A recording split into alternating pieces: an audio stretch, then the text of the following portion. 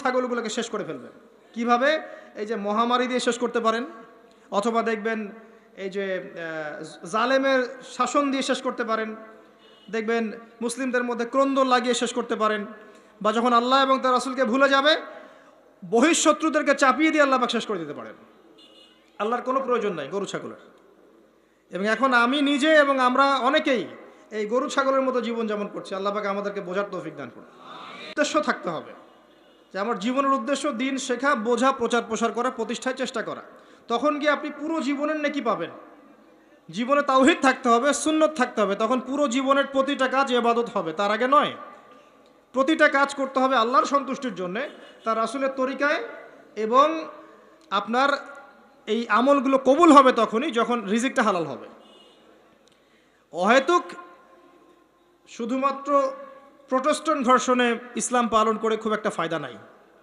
সুবিধা যতটুকু সুবিধা পালন করলাম, যখন সুবিধা নাই পালন করলাম না, যেটা করলে কোনো সমস্যা নাই করলাম, খাওয়ার পরে মিষ্টি খাইলে কোনো প্রবলেম নাই খাচ্ছি, মধু খাচ্ছি, ঠিক আছে, কিন্তু এমন কিছু কথা বললে সমস্যা বলবো না, কাজ করলে সমস্যা করব না, ঠিক আছে। আপনি দেখবেন নামাজে পাক্কা মুসল্লি, কপালে সেজদার দাগ আছে, অর্থনৈতিক জীবনে পাক্কা সুদখোর, কারণ সুদ ছাড়লে চাকরি থাকে না। বাস্তবতা এমন ভাই, বাস্তবতা খুব কঠিন এবং বাস্তবতা খুবই খারাপ। বাস্তবতা হচ্ছে আমাদের নৈতিক অবস্থা এখন খুব খারাপ। এই জন্য প্রাইমারি লেভেলের কাজগুলো বেশি বেশি করা দরকার এখন।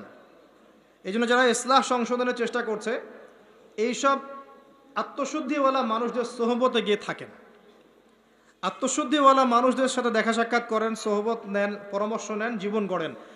একা একা বই পড়ে বা দুই একটা লেকচার শুনে আপনার সারা জীবন পরিবর্তিত হবে না। কনস্ট্রাকটিভ কাজে আসেন এবং শৈথিল্যতাবাদী হয়েন না, একই সাথে বলবো চরমপন্থী হয়েন না। চরমপন্থী হলে উম্মার ক্ষতি আছে। এখন উম্মার বেস ঠিক নাই, একটা বাড়ির ভিত্তি এখন ঠিক নাই, এবং যারা ভিত্তি ঠিক করবে এই মানুষদের সংখ্যা দিন দিন কমে গেছে। কমার পিছনে আমাদেরও ভূমিকা আছে, আমরাও তাদেরকে কম বিতর্কিত করতে ছাড়ি নাই, এবং কোনো কোনো ক্ষেত্রে আমরা একে অপরের সাথে গীবত তহমত করে, সমালোচনা করে, কাদা ছড়াছড়ি করে এতটা সময় নষ্ট করেছি যে উম্মার অনেক ক্ষতি হয়ে গেছে। কথাগুলো খারাপ লাগলেও বাস্তব। আমি ইতিহাসের ছাত্র। যখন বাগদাদ আক্রমণ করেছিল এই যে তাতাররা, মঙ্গোলিয়ানরা, এটা জানেন তো? মঙ্গোলিয়ান যারা ছিল, ওই যে হালাকু খা, চেঙ্গিস খানের বংশধর যারা ছিল, এরা যখন বাগদাদ আক্রমণ করেছে, এরা ছিল প্রচণ্ড পাশবিক। মাত্র 40 দিনের মধ্যে এরা 10-20 লাখ মানুষকে হত্যা করে ফেলেছে বাগদাদের। এই হত্যাটা কিন্তু গুলি করে না, জবাই করে। 10 লাখ 20 লাখ মানুষকে জবাই করে হত্যা করা চারটাখানি কথা না। কি পরিমাণে হিংস্র ছিল চিন্তা করেন। ইতিহাসের পাতায় আছে যে মঙ্গলদের এক একজন নারী সে হাজার হাজার মুসলিমকে হত্যা করেছে, এক একটা মহিলা। ওই সময়ে যারা ওই আব্বাসীয় খেলাফতের দায়িত্বে ছিল, এরা সোনা দানা সব জমা করে তাদের এই যে মাটির নিচে জমা করেছিল। আর ওদের লিডার, মঙ্গোলিয়ানদের লিডার যখন এই বাদশাকে গলায় দড়ি দিয়ে শেষরায় নিয়ে যাচ্ছে সবার সামনে, তখন তাকে বলছে তোমাদের সম্পদগুলো কোথায়? সে দেখিয়ে দিল সম্পদ মাটির তলে। তখন সে ওই যে হালাকু খার যে বংশধর লিডার, সে সোনাদানাগুলো বের করে এই বাদশার মুখের মধ্যে ঠোসানো শুরু করলো। খা, খিদা লেগেছে, পানির পিপাসা লেগেছে, তখন তাকে সোনা খাওয়াচ্ছে, রূপা খাওয়াচ্ছে, খা। তো সে বলছে আমি কি খাবো, সোনা রূপা তো খাওয়ার জিনিস নয়। তখন ওই মঙ্গল কমান্ডার বলছে এই সোনাদানাগুলো জমায় না রেখে যদি জনগণের কল্যাণে ব্যয় করতে, এই জনগণ তোমাকে আজকে বাঁচাতে আসতো। ওরা বুঝতে পেরেছিল। কথা বুঝতে পারছেন? যে পয়েন্টে কথা বলতে যাচ্ছি সেটা হচ্ছে এই, ওই সময়ও কিছু কিছু মুসলিম যখন তারা আক্রমণ করেছে, তখন কিছু কিছু মুসলিম আপসে বাহাস করছিল, বাহাস, একে অপরের সমালোচনা, ডিবেট, যেটা আমরা এখন বেশি করতে চাই, যে কাকড়ার গোশত খাওয়া হালাল না হারাম, এইটা নিয়ে তারা বাহাসে পড়েছিল। চিংড়ি খাওয়া হালাল না হারাম, এটা নিয়ে বাহাসে ছিল। ওই সময় কোনটা বেশি গুরুত্বপূর্ণ ছিল, এই বাহাসটা না ওদেরকে প্রতিহত করা? এটা বোঝার জন্য আপনার ডক্টরেট ডিগ্রি নেওয়ার দরকার আছে? মাদ্রাসা ফারে ঘর দরকার আছে? Common sense. এখন পর্যন্ত বিশ্বে আমরা এই কাজটাই করছি। আপনি খেয়াল করে দেখবেন সারা ওয়ার্ল্ড ওয়াইড মুসলিমদের অবস্থা এখন এরকমই। চতুর্দিক থেকে চাপ আছে। এত সহজ না, চতুর্দিক থেকে মুসলিমদের চাপ আছে। পলিটিক্যাল, জিওপলিটিক্যাল, ইকোনমিক্যাল, সামাজিক, সোশ্যাল, আপনার এই যে সাংস্কৃতিক চাপ, অর্থনৈতিক, প্রত্যেকটা দিক থেকে দেখবেন নৈতিকতার অবক্ষয় আছে। এখনও আমরা ওই বিষয়গুলো নিয়েই ইখতলাফে ব্যস্ত আছি, একে অপরের গীবত করছি, সমালোচনা করছি, গীবত তহমত দিচ্ছি, একে অপরের নিন্দা না করতে পারলে ওয়াজ মাহফিল সুষ্ঠুভাবে হচ্ছে না, ইত্যাদি ইত্যাদি। আমরা জানি না কবে আমাদের কমন সেন্সের উদয় হবে, কবে বুঝতে পারবো আমরা যে আমরা এক উম্মাহ, আমরা সবাই এক, সবার মাঝে কিছু কিছু বিষয়ে মতানৈক্য থাকতে পারে, এটা স্বাভাবিক।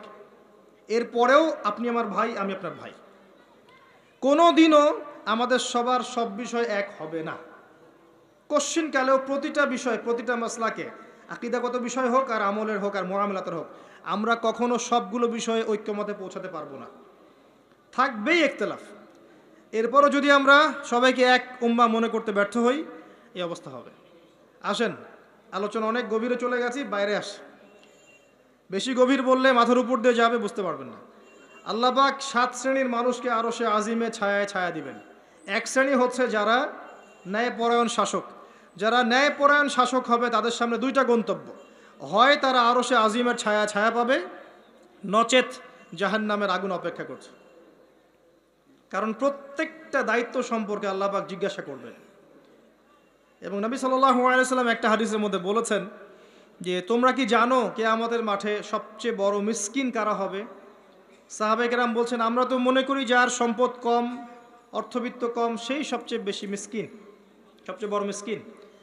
আল্লাহর নবী সাল্লাল্লাহু আলাইহি সাল্লাম বলছেন, বরং প্রকৃত মিসকিন সে ব্যক্তি যে কিয়ামতের মাঠে নামাজ, রোজা, হজ, যাকাত, আমলের নেকি নিয়ে উঠবে, পাহাড় সম নেকি নিয়ে উঠবে, কিন্তু অনেক পাওনাদার দাঁড়িয়ে থাকবে।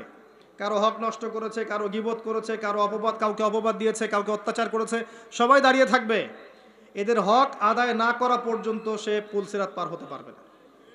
তখন কি করতে হবে? নিজের নেকি ওদেরকে দিতে হবে, কারণ তখন কোনো বেচা কেনার সুযোগ নাই, হক আদায়ের কোনো সুযোগ নাই। নিজের নেকি ওদেরকে দিয়ে শোধ করতে হবে। নেকি শেষ হয়ে গেলে কি হবে?